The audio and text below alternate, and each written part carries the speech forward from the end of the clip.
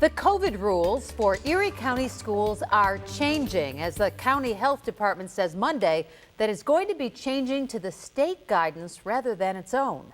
Good evening, I'm Mary Alice Demler. Hello everyone, I'm Scott Levin. This could mean that fewer students are being sent home, quarantined, and schools not having to shut down, as we saw most recently in Akron. 2 News Side's Dave McKinley is here tonight to explain why. Hello, David.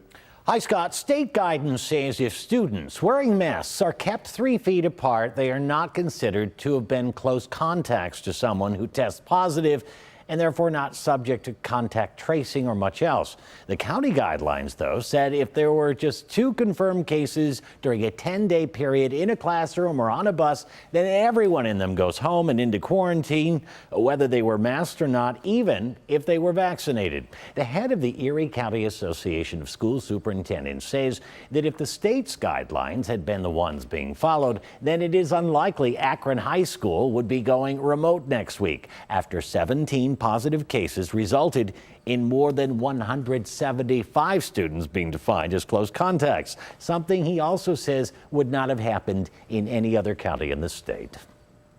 I think it's positive news. I think it's a step in the right direction to have Erie County schools be in line with the other schools across the state in terms of how we apply things like contact tracing. We will note that Erie County set its policy at a time when the state offered no guidance, as the health department under the administration of former Governor Andrew Cuomo said decisions should be made locally. But once she became governor, Kathy Hochul here quickly directed the state health department to issue some, and it did just over a week later. According to the Erie County Department of Health, though, according to the Erie County Department of Health, through the first 2 weeks of school, at least 447 students, K through 12, have tested positive for COVID, and they expect that number to increase. For now, though, that number represents less than 1/3 of 1% of the 130,000 students countywide.